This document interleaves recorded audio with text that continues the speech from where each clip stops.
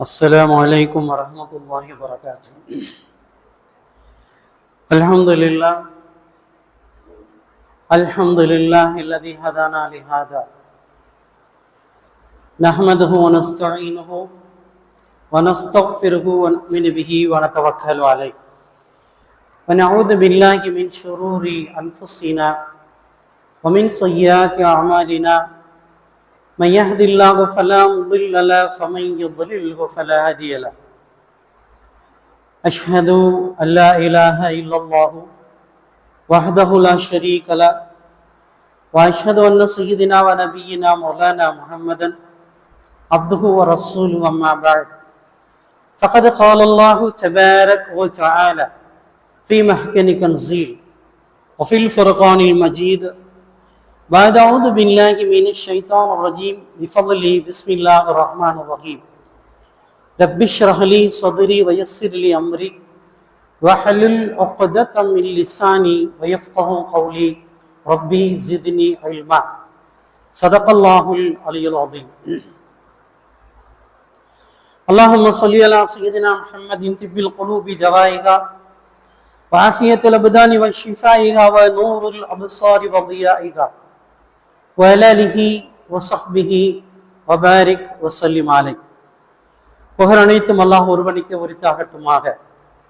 அவனுடைய ஸலாத்தும் ஸலாமும் கருணையும் ஈடேற்றமும் நமது நாயகம் நற்குணத்தின் தாயகம் நபிகளங்கள் பெருமான ரசூலே அக்ரம் தாஜிதாரே மதீனா சர்வரே காயினார் ஸல்லல்லாஹு அலைஹி வஸல்லம் அவர்கள் மீதும் அவர்களுடைய தோழர்கள் குடும்பத்தினர்கள் சஹாபாக்கள் தாபீன்கள் தபா தாபீன்கள் ஷுஹதாக்கள் அவுலியாக்கள் குறிப்பாக மோமின்களான முஸ்லிம்களான நம் அனைவர் மீதும் இன்றும் இனி என்றும் நின்று நிலவட்டுமாக.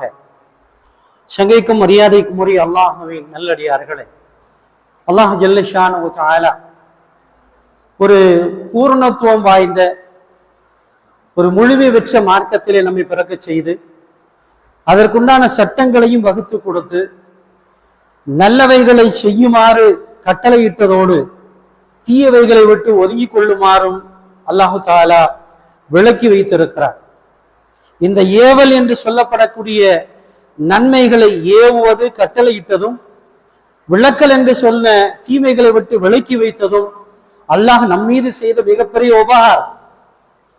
இல்லைன்னு சொன்ன மனுஷன் ஆகாத விஷயங்களை செஞ்சிட்டான்னு சொன்னா அவனுடைய பொருளாதாரத்துக்கு பாதிப்பு, அவனுடைய மார்க்கத்திற்கு பாதிப்பு மட்டுமல்ல, மறுமையிலே அவன் நஷ்டம் அடைஞ்சிருவான்.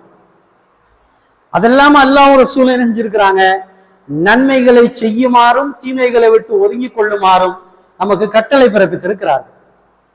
மிக ஒரு பரிபூர்ணமான மார்க்கம். தன்னுடைய குர்ஆன்ல இந்த இஸ்லாத்தை பத்தி அல்லாஹ் சொல்லும் போது இன்ன தீன இன்தல்லாஹில் இஸ்லாம், அல்லாஹ் இடத்துல ஒப்புக்கொள்ளப்பட்ட மார்க்கம் அப்படின்னு சொல்றான். அப்ப இந்த ஒரு மனிதர் இஸ்லாமியராக பிறப்பது அல்லாஹ் செஞ்ச கிருபை.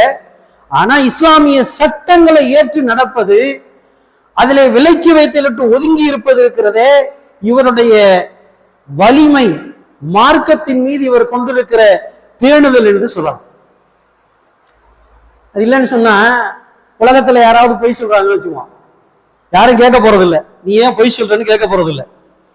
என்னுடைய மனதிற்கு நான் முஸ்லிம், அல்லாஹுவை ரப்பாகவும் முகமது ஸல்லல்லாஹு அலைஹி வஸல்லம் நபியாகவும் ஏற்றிருக்கிறேன், அப்ப நான் பொய் சொல்லக்கூடாது அப்படின்னு எனக்கு நானே என்ன செய்யணும், ஒரு வரமுறையை வளர்த்துக்கிறேன்.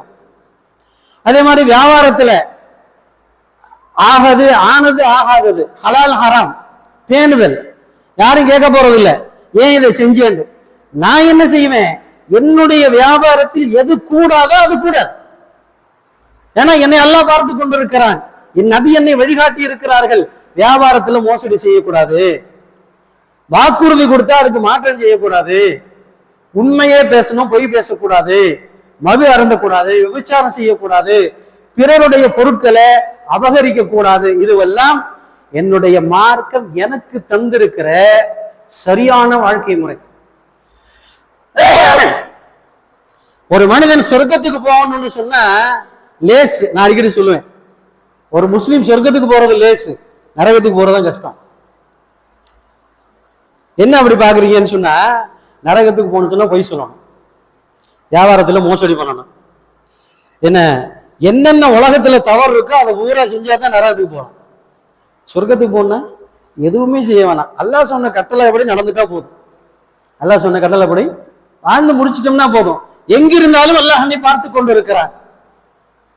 அதான் எங்கிருந்தாலும் அல்லாஹ் என்ன பார்த்து கொண்டிருக்கிறான். ஒரு வசனம் வரும் குர்ஆன்ல, காற்றே புகாத கண்ணாடி மாளிகைக்குள் நீங்கள் இருந்தாலும் மலக்குல் மௌத் இருக்காரு, அவ்வளவு உள்ள வந்துருவார். ஒருத்தர் பெரிய கோடீஸ்வரர், உலகத்திலே ஆக காஸ்ட்லியான கண்ணாடியை பூரா வாங்கி ஒட்டி காத்தே உள்ள வராத மாதிரி அடைச்சிட்டான். உள்ள அவனுக்கு ஆக்சிஜன் மௌத்தாம இருப்பானா? எந்த செகண்ட் சொல்றானோ அந்த செகண்ட் நினைஞ்சிருவாரு, வருவாரு, வாங்கிடுவாரு, போயிடுவார். உள்ளே செத்து கிடக்க வேண்டியதான். அதுக்கு வெளியில இருந்தாலாவது 4 பேர் பார்ப்பாங்க. என்ன செய்வாங்க? சரி பாய் மௌத்தா போயிட்டாருன்னு சொல்லி ஆக வேண்டியதை பார்ப்பாங்க. இப்ப ரகசியமா மௌத்தா போனா நாரி கிடக்க வேண்டியதான். மௌத்தை விட்டு தப்பிக்கிறேன்னு நினைச்சா என்ன செஞ்சிடறேன்? அந்த மரணமும் கேவலமா போயிடும். அப்ப நம்முடைய இஸ்லாமிய வாழ்க்கை இருக்கிறதே அல்லாஹ் நமக்கு தந்திருக்கிற மிகப்பெரிய நியாமத். சொல்லுவாங்க, ஒரு மனிதனுக்கு அமைகிற மனைவி இருக்காங்க இல்லையா, அந்த மனைவியை கொண்டு இவனுடைய தீனும் மறுமையும் வெற்றி பெறும். மனைவியை வச்சுதான் அவனுடைய மார்க்கமும் சரி அவனுடைய மறுமையும் சரி வெற்றி பெறும் அப்படின்னு சொல்றாங்க. இதுக்கு என்ன உதாரணம்? ஒரு தடவை மக்காவுக்கு பக்கத்துல இருக்க மிகப்பெரிய சந்தை பஸ்ரா, அந்த சந்தைக்கு ஹசன் பஸ்ரி அப்படின்னு சொல்ற ஒரு அவுலியா போறாங்க. மிகப்பெரிய அவுலியா சந்தைக்கு போறாங்க. அங்க ஒரு வியாபாரி வியாபாரம் பார்த்துக்கிட்டு இருக்கான். அநியாயமா போய் சொல்றான். விலையெல்லாம் நமக்கு தெரியும் ஓரளவு. இன்னைக்கு என்ன விலை, இன்னைக்கு தக்காளி என்ன விலை, கத்திரிக்காய் என்ன விலை, வெங்காயம் என்ன விலை எல்லாருக்கும் ஓரளவு தெரியும். இன்னைக்கு தக்காளி 60 ரூபா, ஒரு நிதானமான விலை. அவன் என்ன சொல்றான், உதாரணத்துக்கு சொல்றேன், அந்த சந்தையில 100 ரூபாங்கிறான். 100 ரூபான்னு சொல்றான். மக்கள் போய் கேட்கிறாங்க, என்ன 60 ரூபா தானே அப்படின்னு கேட்கிறாங்க. இதை ஹசன் பஸ்ரியும் கவனிக்கிறாங்க. யாரு? இந்த அவுலியாவும் கவனிக்கிறாங்க. இவன் வியாபாரம் அதிரடியா பண்றான், அடாவடியா பண்றான். விலை குறைச்சு கேட்கும் போது அதுக்கு பேசுறான். என் பொருள் இப்படித்தான், வாங்கினா வாங்க, வாங்காட்டி போ. இப்ப மக்கள் ஏத்துக்குவாங்களா? ஏத்துக்க மாட்டாங்களா? எப்படி ஏத்துக்குவாங்க? ஒரு அநியாயமான விலையில விற்கிறது மட்டும் இல்லாம அவன் வாய் பேசுறான், என் பொருள் இப்படித்தான், வாங்கினா வாங்க, வாங்காட்டி போ. பொதுவா நான் ஒரு உதாரணம் சொல்லுவேன். எந்த கடைக்கு போனாலும் டீ 10 ரூபா தான். எந்த கடைக்கு போனாலும் டீ 10 ரூபா தான். ஆனா அந்த டீ குடிக்கும் போது 10 ரூபா நாம கொடுக்குறோம் இல்லையா, அந்த 10 ரூபாயை வாங்கும் போது அந்த டீ கடைக்காரன் முகம் மலர்ந்து ஒரு சிரிப்போட அந்த காசை வாங்கிட்டு நமக்கு ஒரு புன்னகை பூக்குற மாதிரி டீயை போட்டு இந்தாங்க ஐயா அப்படின்னு கொடுத்தா அந்த கடைக்கு திரும்ப போகணும்னு ஆசை வரும். எரிஞ்சு விழுகுறான், டீயா எப்படி அப்படின்னா அந்த கடைக்கு போவோமா? இவன்கிட்ட கொடுக்குற 10 ரூபா தான் அவனே கொடுக்குறான். அந்த மனசு வருமா இல்லையா? இப்ப அது மாதிரி இந்த வியாபாரி இங்க எரிஞ்சு விழுகுறாங்க. அந்த பொருள் இப்படித்தான், குறைச்செல்லாம் தர முடியாது, வாங்கினா வாங்க, வாங்காட்டி போ. ஒரு ஆள் கூட அவன்கிட்ட என்ன செய்யல, எந்த பொருள் வாங்கல, எல்லாம் பார்த்துட்டு விலை பேசிட்டு போய்கிட்டே இருக்காங்க. ஹசன் பஸ்ரி பாக்குறாங்க. பார்த்துட்டு எல்லா சந்தையெல்லாம் பார்த்துட்டு இவங்க நம்மளோட இடத்துக்கு வந்துட்டாங்க. கொஞ்ச நாள் ஆகுது, 1 வருஷம் 2 வருஷம் ஆகுது. திரும்ப அதே சந்தைக்கு போறாங்க. அந்த குறிப்பிட்ட அந்த வியாபாரிய ஞாபகம் அந்த வியாபாரியை கவனிச்சு பாக்குறாங்க. அதே இடத்துலதான் வியாபாரம் செய்யறான். இப்ப என்ன சொல்றாரு, என்னுடைய பொருளில் இன்ன குறை இருக்கிறது. என்ன சொல்றேன், என் பொருள்ல குறை இருக்குயா, உங்களுக்கு இஷ்டம் இருந்தா வாங்குங்க, என்ன குறை இருக்கோ அதுக்கு தகுந்த மாதிரி விலை குறைச்சு கொடுங்க. பெரிய மாற்றம், பெரிய ஒரு மாற்றத்தை பார்த்துட்டு ஹசன் பஸ்ரி போய் அவர்கிட்ட கேட்டாங்க, வாங்க, 2 வருஷத்துக்கு முன்னாடி இதே சந்தைக்கு நான் வந்தேன், இதே இடத்துல நீ வியாபாரம் பார்த்துக்கிட்டு இருந்தா, என்ன செஞ்ச, நான் சொல்றதான் விலை, வாங்கினா வாங்க, வாங்காட்டி போன்னு சொன்னேன். இதே இடத்துல இப்ப வித்துக்கிட்டு இருக்க, உன்னுடைய பொருளில் உள்ள குறையை நீ சொல்லி விற்கிற. இஸ்லாம் அப்படித்தான் சொல்லுது. இஸ்லாம் என்ன சொல்லுதான், என்னுடைய பொருளில் இன்ன குறை இருக்கிறதுன்னு சொல்லி விற்கணுமா. இமாம் அபூ ஹனீஃபா ரஹ்மத்துல்லாஹி அலைஹி தடவை துணி வியாபாரம் பார்த்துக்கிட்டு இருந்தாங்க. அந்த காலத்துல சந்தையில துணி வியாபாரம் பார்த்துக்கிட்டு இருந்தாங்க. கூட்டம், சரியான கூட்டம். அந்த கூட்டத்துல 10-15 பேர் நின்று துணி வாங்கினதுல ஒருத்தர் இந்த துணி வேணும்னு கேட்டாரு, இவ்வளவு வேணும்னு கேட்டாரு, கிழிச்சாரு, போயிட்டார், காசு கொடுத்துட்டாரு, போயிட்டார். போனதுக்கு அப்புறம் இமாம் அபூ ஹனீஃபா அந்த துணியுடைய ரோல் எடுத்து பாக்குறாங்க. அதுல ஒரு டேமேஜ் இருக்கு அந்த துணியில. யார் வாங்கிட்டு போனாரோ அவரை தேடிட்டு போறாங்க. பல மைல் தூரம், பல நாட்கள் தேடி போய் அவர்கிட்ட போய் என்ன செஞ்சாங்க, நீங்க என்ற துணி வாங்கிட்டு வந்தீங்க, இதுல இந்த குறை இருக்கிறது, இந்த குறை உள்ள துணியில இவ்வளவு காசு நீங்க கூட கொடுத்துருக்கீங்க, இந்தாங்க காசுன்னு கொடுத்தது மட்டும் இல்லாம சொன்னாங்க, அந்த துணி நீங்க இலவசமா வச்சுக்கலாம். ஏன்னா பாதிப்பு, அந்த துணி டேமேஜா இருந்துச்சு. மார்க்கம் இப்படிதான் சொல்லுது. இன்னைக்கு எவனாவது அப்படி விற்பானா? எவன் தலையில எதையாவது வச்சு கட்டு, ஏங்கெல்லாம் ரொம்பனா போகும். எவன் தலையில எதை வச்சு கட்டு, ஏங்கெல்லாம் ரொம்பனா போதும். கெட்டு போச்சுன்னு நல்லா தெரியும். தெரிஞ்சு வித்தானா இவன் நரகத்துடைய கங்குங்கிறாங்க ரசூலுல்லாஹ். ஒரு பொருள், உதாரணத்துக்கு பால் பாக்கெட்டோ தயிர் பாக்கெட்டோ, நல்லா தெரியும் 1 மணி நேரத்துல அது தெரிஞ்சிருந்து. இப்ப பாய் 10 நிமிஷம் முன்னாடி பிரஸ் பால் தலையில வச்சு கட்டிடுவான். திரும்ப கெட்டு போ, நான் கொடுத்தது நல்ல பால், யோக்கியமா அயோக்கியனா சொல்றாங்க. ஒரு பொருள் கெட்டு போகும் என்று தெரிந்து விற்றால் இவன் நரகத்தின் விறகு என்றார்கள் ரசூலுல்லாஹி ஸல்லல்லாஹு அலைஹி வஸல்லம். அப்ப அந்த மனுஷன் போய் ஹசன் பஸ்ரி கேட்டாங்க, 2 வருஷத்துக்கு முன்னாடி இப்படி வித்த, இப்போ உன்னுடைய பொருளில் குறையை சொல்லி விற்று கொண்டிருக்க, இந்த மாற்றத்துக்கு என்ன காரணம் சொல்லும் போது அவர் சொன்னாரு, சுப்ஹானல்லாஹ், 2 வருஷத்துக்கு முன்னாடி என் வீட்டுல என் மனைவி இருந்தா. என் மனைவி என்ன சொல்லுவா, நீ வெளியில போ, ஆட்டை குட்டியாக்கு, குட்டி ஆடாக்கு, எனக்கு காசு வரணும். ஹலால் ஹராமெல்லாம் இங்க பேசாத, அல்லாஹ் ரசூல் எல்லாம் தூக்கி அடுப்படியில போடு, எனக்கு காசு வரணும். இப்படியே இப்ப நம்ம மொழியில சொன்னோம்னு சொன்னா, எவன் தாலி அறுத்தாலும் எனக்கு காசு கொண்டா. நம்ம மொழியில சொன்னோம்னா அதான் அப்படி சொல்றாங்களா இல்லையா? எவன் தாலியாவது யாரு, எனக்கு காசு வரணும். அந்த மாதிரி கொண்டாட்டி எனக்கு இருந்துச்சு. அதனால எனக்கு வேற வழி தெரியல. அதனால நான் அப்படித்தான் வித்தேன். 10 பேர் வாங்காம போவான், 2 பேர் வாங்குவான். அந்த காசை கொண்டு போய் என் பொண்டாட்டிட்ட கொடுத்தேன். சந்தோஷமா சொன்னான், நீந்தாயா புருஷன்னு சொன்னான். 2 வருஷத்துக்கு முன்னாடி உள்ள நிலைமை. திரும்ப கேட்டாங்க, இப்ப என்ன ஆச்சுன்னு. அவ போயிட்டா. எங்க? இன்னா லில்லாஹி வ இன்னா இலைஹி. அவ போயிட்டா. ஷரியத்து முறைப்படி மனைவி மௌத்தானா அடுத்த கமையை கல்யாணம் பண்றது ஜாயிஸ். கூடும் மட்டும் இல்ல, மார்க்கம் மனைவி கல்யாணம் பண்ண சொல்லுது.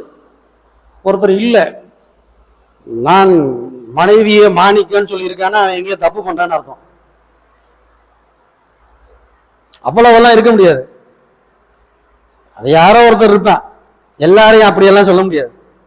மார்க்கம் அதனாலதான் என்ன சொல்லுது, உங்களோடு ஹலாலான முறையில் மனைவி வாழ்ந்து உங்களுக்கு வயது இருந்தால், உங்களுக்கும் வயசு போயிருச்சுன்னா பிரச்சனை இல்லை, வயசு இருக்கு, உதாரணமா 40-45 வயசு இவருக்கு, மனைவி மூத்தாயிருச்சு, என்ன செய்யணும், இவருடைய பராமரிப்புக்கும் பிள்ளைகளை பாக்குறதுக்கு கல்யாணம் பண்ணணும். அப்ப அந்த வியாபாரி சொன்னாரு ஹசன் பஸ்ரிட்ட, 2 வருஷத்துக்கு முன்னாடி இந்த மனைவி போய் சேர்ந்துட்டா, இப்போ ஒரு மனைவி நான் கல்யாணம் பண்ணியிருக்கேன். அந்த அம்மா என்ன சொல்லுதுன்னா, நீ காசே கொண்டு வராட்டியும் பரவாயில்ல, அல்லாஹ்வுக்கு பயந்து வியாபாரம் பார்க்கணும் சொல்லுச்சு. நீ காசே கொண்டு வராட்டியும் பரவாயில்ல, அல்லாஹ்வுக்கு பயந்து வியாபாரம் பார்க்கணும். வியாபாரம் ஒரு மனுஷனை நரகத்துக்கும் கொண்டு போவோம், சொர்க்கத்துக்கும் கொண்டு போவோம். உன்னுடைய வியாபாரம் உன்னைய பொருள் சேர்க்காட்டியும் பரவாயில்ல, நரகத்துக்கு கொண்டு போக கூடாது, சொர்க்கத்துக்கு கொண்டு போகணும். அப்படி வியாபாரம் பார்த்துட்டான்னு சொல்லி இப்ப இருக்கிற மனைவி சொன்னா, இதுதான் இந்த மாற்றத்துக்கு அடையாளம். இப்ப புரிஞ்சு போச்சா? சுவிட்ச் எங்க இருக்கு? சுவிட்ச் கிச்சன்ல தான் இருக்கு. வாங்க சொல்லியாச்சு, வீட்டுல மாறி மாறி படுத்திருந்தா மனைவி என்ன சொல்லணும், தர்த்திரியம் பிடிச்சவனே எந்திரிச்சு பள்ளியாசலுக்கு போறான்னு சொல்லணும்.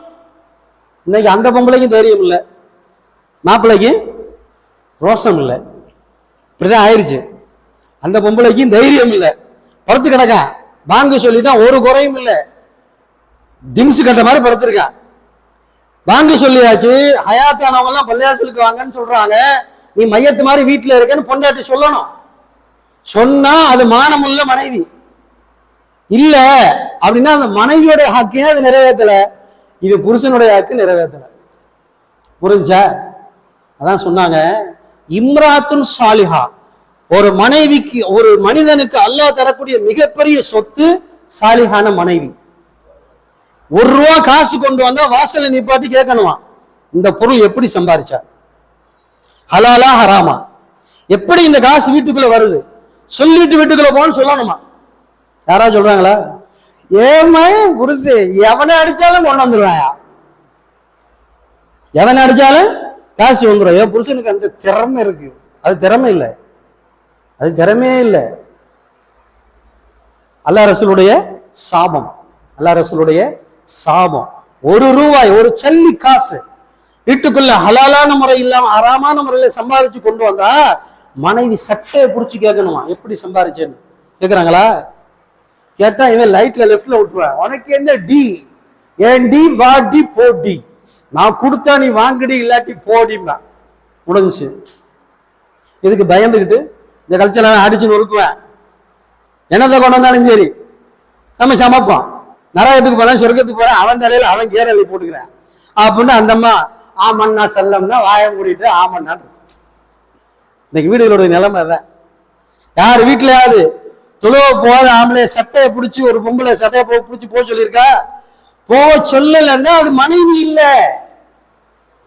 இதை பானு சொல்லிட்டு வீட்டுல படுத்திருந்தானா இவன் ஆம்பளை இல்ல. சில பேர்ட்ட கணக்கு இருக்கு, இன்னொரு கணக்கு சொல்றாங்க. 5 வக்துக்கு 1 வக்து சலாம் சொல்றது வக்து பள்ளியாசு இல்லை, கடமை 5 வக்து. ஆனா என்ன செய்யறது, 1 வக்துக்கு சலாம் வளைக்கும், மிச்சம் 4 வக்து மௌத்து. ரசூலுல்லாஹ் சொன்னாங்க, மன் ஃபாத்தத்துஹு ஸலாத்துல் அஸ்ரி கன்னமா உச்சிர அஹ்லுஹு வ மாலுஹு. என்ன தொழுகை சொல்றாங்கன்னு பாருங்க, அசர் தொழுகை சொல்றாங்க. எந்த தொழுகை சொன்னாங்க? அசர் தொழுகை ரசூலுல்லாஹ் சொல்றாங்க. எந்த ஒரு மனிதனுக்கு அசருடைய தொழுகை தவறி போகிறதோ அவருடைய மனைவி, சொத்து, சுகம் அத்தனையும் பிடுங்கப்பட்டு நடுத்தெருவுல அனாதையா நின்ற மாதிரி ரசூலுல்லாஹ் சொல்றாங்க. அசர் தொழுகை, அசர் தொழுகை நம்ம இடத்துல ரொம்ப சக்கராத்துல இருக்கு. அசர் தொழுகை போகதாய் இப்பதான் மத்தியானம் சாப்பிட்டு படுத்தேன், மாரிபுக்கு முக்கா கண்ணில் பாக்குறது, மாரிபா மூடிக்கிறோம். என்னங்க தொழுக, இதெல்லாம் தொழுக. மாரிபுக்கு போறது அசருக்கு மௌத்தா போயிடுறது, மாரிபுக்கு போறது இஷாவுக்கு மௌத்தா போறது, இதெல்லாம் தொழுகையே கிடையாது. 3 வேளை சாப்பிடல, 3 வேளை சாப்பாட்டுல காலையில நல்லா ஃபுல் கட்டியாச்சு, மத்தியானம் பட்னி போட்டுச்சு அந்த அம்மா. அசருக்கு ஆடிடுவான், ஜிங்கு ஜிங்குன்னு ஆடுவான். உன்னைய கட்டினதுக்கு நான் பட்னி கிடந்து சாவரண்டியுமா. ஒரு வேளை தான் ஜோராக்கல, என்ன செய்வேன், குதிப்பானா இல்லையா? உன்னைய கட்டினதுக்கு நான் பட்னி கிடந்து சாவரேம்மா. அப்ப 3 வேளை ஒப்பணும், அதுல மட்டும் ஒரு வேளை விட்டா இன்னொரு வேளை சேர்த்து பிடிக்கிறது. மத்தியானம் ஏதாவது வேலையா விட்டுச்சுன்னா நைட்டுக்கு என்ன செய்யறது, சேர்த்து இழுக்கிறது. ஆனா வக்து தொழுகையில அப்படி இல்லை. அசரு இது வரைக்கும் இந்த வருஷத்துல 200 அசர் தொழுகல. கொஞ்சமாவது உணர்வு இருக்கா? இந்த அசர் இத்தனை அசர் நான் தொழுலையே, கலா செய்யணுமே, யோசிச்சிருக்கோமா? ஒவ்வொரு நாள் ஒவ்வொரு தொழுகைக்கு எல்லாம் தனித்தனியா கேள்வி கேட்பான். இன்னைக்கு ஃபஜ்ர் தொழுதாச்சுங்க, லொஹர் அசர் மகரிப் கோகையா இஷா தொழுதாச்சு, இந்த 3 வக்து எங்கன்னு நாளைக்கு குத்துவான். அஜர்த்து நான் அசருக்கு வந்தேன் தெரியுமா, எப்படி நான் ஃபஜ்ருக்கு வந்தேன் தெரியுமா, லோவர் அசர் தான் மொத்தம் போயிட்டியா, ஃபஜ்ருக்கு வந்து என்ன பிரயோஜனம்? 5 வக்தும் அல்லாஹ் சொல்றான், இன்ன ஸலாத்து ஆனல் முஃமினீன கிதாபன் மௌகூதா. ஒவ்வொரு தொழுகையும் முஸ்லிம்கள் மீது அறையப்பட்ட ஆணி மாதிரின்னு சொல்றான். இஷ்டத்துக்கு விடுறது, இஷ்டத்துக்கு தொழுகிறது, இஷ்டத்துக்கு போனா வர்றது, போனா எனக்கு ஒண்ணும் இல்லை, எனக்கு லாபம் இல்லை, நஷ்டம் இல்லை. கேள்வி உங்க தலையில, நரகத்தின் நெருப்பு உங்க தலையில, பொறுப்பு ஒப்படைச்சிட்டேன். இனி நீங்க தொழுகுங்க, தொழாம போங்க. எனக்கு என்னங்க, நான் தான் சொன்னேன்ல, எனக்கு மாசம் முடிஞ்சா முடிஞ்சிச்சு, ஒரு நாள் முடிஞ்சா கேலண்டர் கிழிச்சிருவோம். இத்தனை ஏன் வக்துன்னு ஏன்ட்ட யாரும் கேள்வி கேட்க போறதில்ல, யாரும் கேள்வி கேட்க போறதில்ல. உங்க கபரு, உங்க நரகம், உங்க தொழுகை, உங்க சொர்க்கம் உங்கள்கிட்ட ஒப்படைச்சிட்டேன். அல்லாஹ் தஆலா நம்முடைய வாழ்க்கை, நம்முடைய மரணம், நம்முடைய மறுமை அத்தனையும் வெற்றியாக்கி தருவானாக. அஸ்ஸலாமு அலைக்கும் வரஹ்மத்துல்லாஹி வபரகாத்துஹு.